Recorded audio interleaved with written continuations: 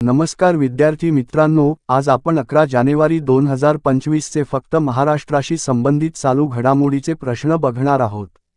तर चॅनलवर नवीन असाल तर चॅनेलला नक्की सबस्क्राइब करून घ्याल। चला तर व्हिडिओला सुरुवात करूया। प्रश्न क्रमांक पहिला, आरोग्य सेनेतर्फे आयोजित 11व्या स्मिता पाटील आंतरराष्ट्रीय चित्रपट महोत्सवात कोणत्या लघुपटाला सर्वोत्कृष्ट लघुपटाने पुरस्कार पटकावीत बाजी मारली? याचे उत्तर आहे तथागत घोष दिग्दर्शित ने। प्रश्न क्रमांक दुसरा, यशवंतराव चव्हाण महाराष्ट्र मुक्त विद्यापीठातर्फे कुसुमाग्रज अध्यासनाच्या माध्यमातून देण्यात येणारा राष्ट्रीय पुरस्कार नुकताच कोणाला जाहीर झाला आहे?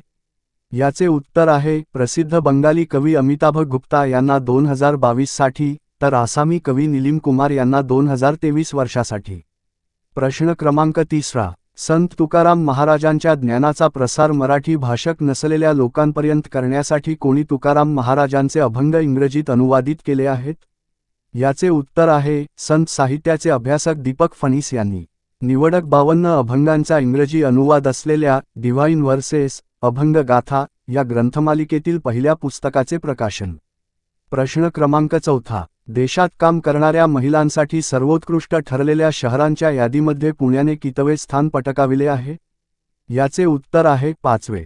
प्रश्न क्रमांक 5वा, देशात काम करणाऱ्या महिलांसाठी सर्वोत्कृष्ट ठरलेल्या शहरांच्या यादीमध्ये मुंबईने कितवे स्थान पटकाविले आहे?